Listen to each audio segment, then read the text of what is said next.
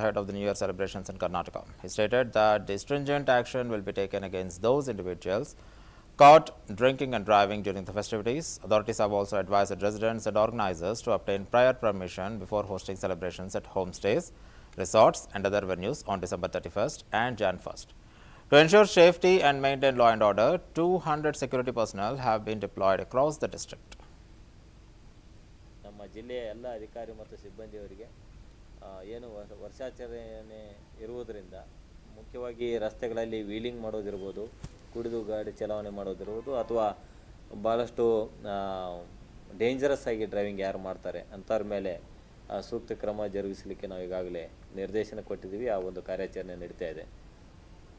ಇನ್ನು ಮಂಡ್ಯ ಜಿಲ್ಲೆಯಲ್ಲಿ ಡಿಸೆಂಬರ್ 31 ಮತ್ತು 1ನೇ ತಾರೀಕು ವರ್ಷಾಚರಣೆಯ ಬಗ್ಗೆ ಹಲವಾರು ಕಾರ್ಯಕ್ರಮಗಳನ್ನು ಹಾಕಿಕೊಂಡಿದ್ದರಿಂದ ಪೊಲೀಸ್ ಇಲಾಖೆಯಿಂದ ಸೂಕ್ತ ಬಂದೋಬಸ್ತನ್ನು ಮಾಡಿದ್ದೀವಿ. ಎಲ್ಲೆಲ್ಲಿ ಪ್ರೋಗ್ರಾಮ್ಗಳನ್ನು ಮಾಡ್ತಾರೆ ನಮ್ಮ ಜಿಲ್ಲೆಯಲ್ಲಿ, ರೆಸಾರ್ಟ್ಗಳಿರ್ಬೋದು ಅಥವಾ ಹೋಟೆಲ್ಗಳಿರ್ಬೋದು ಅಥವಾ ಹೋಮ್ ಸ್ಟೇಗಳಿರ್ಬೋದು, ಇನ್ನಿತರ ಹೋಟೆಲ್ಗಳಿರ್ಬೋದು, ಅಲ್ಲೆಲ್ಲೇ ಏನೇನು ಕಾರ್ಯಕ್ರಮಗಳನ್ನು ಹಾಕ್ಕೊಂಡಿದ್ದಾರೆ ಅದನ್ನು ಮಾಹಿತಿಯನ್ನು ನಮಗೆ ಕೊಡಲಿಕ್ಕೆ ಹೇಳಿದ್ದೀವಿ. ನೀರಿನ ಪ್ರದೇಶ ಇರ್ಬೋದು ಮತ್ತು ನದಿ ದಂಡೆ ಪ್ರದೇಶ ಇರ್ಬೋದು ಅಥವಾ KRS ಡ್ಯಾಮ್ನ ಹಲವಾರು ಪ್ರದೇಶಗಳಿರ್ಬೋದು, ಅಲ್ಲಿ ನಿಷೇಧಾಜ್ಞೆಯನ್ನು ಸಹಿತ ನಾವು ಮಾಡಿದ್ದೀವಿ.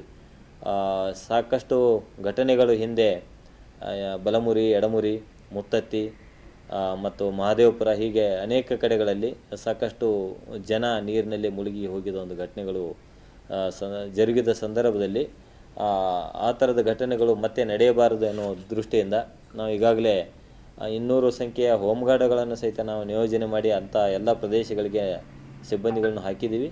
ಅದರ ಜೊತೆಗೆ ಮುನ್ನೆಚ್ಚರಿಕೆಯಾಗಿ ಎಲ್ಲ ಕಡೆ ನಿಷೇಧಾಜ್ಞೆಯನ್ನು ಸಹಿತ ಜಾರಿ ಮಾಡಿ ನೀರಿಗೆ ಇಳಿಯದಂತೆ ಮತ್ತು ಮುಖ್ಯವಾಗಿ ಏನು ನಿಷೇಧಿತ ಪ್ರದೇಶ ಇದೆ ಅಲ್ಲಿಗೆ ಗುಂಪು ಕಟ್ಟಿಕೊಂಡು ಜನ ಬರುವುದನ್ನು ನಾವು ಈಗಾಗಲೇ ನಿಷೇಧ ಮಾಡಲಾಗಿದೆ.